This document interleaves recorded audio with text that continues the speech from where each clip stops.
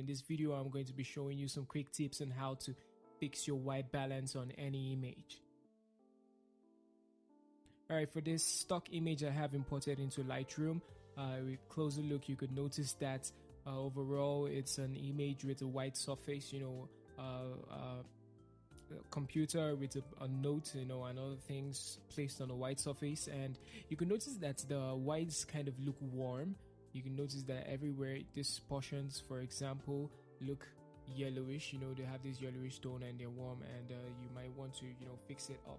Alright, so for this particular video we're going to be working basically just with the color tool. You notice this tool icon that looks more like a thermometer kind of, something like that, but that's the color tool. Right, so once you put that up, you can notice that the temperature is on 38 and tint is on -19 and so on. So there are scenarios where you could have a particular image and your temperature will probably be on 0, but then you still notice that it's not necessarily balanced like you want it to be or natural enough, or probably you have an alternate taste to what you're looking for. Right, so one quick tip you could work with is this eyedropper tool. The eyedropper icon right here is called the white balance sampler. Once you select that, you have this this particular console picker that comes up.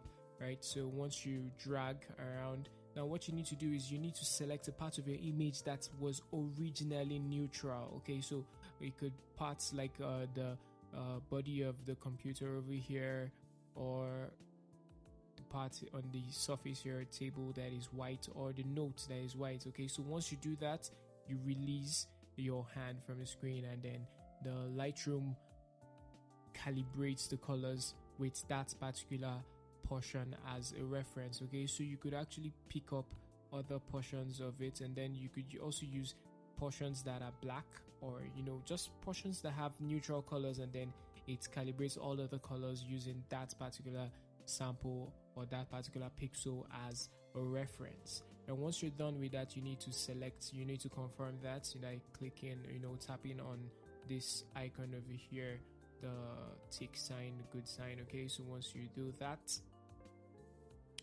you're back to the color tool and the color panel. Okay, and you could see all your feathers, and you see everything has already been brought back to almost default, default settings and all.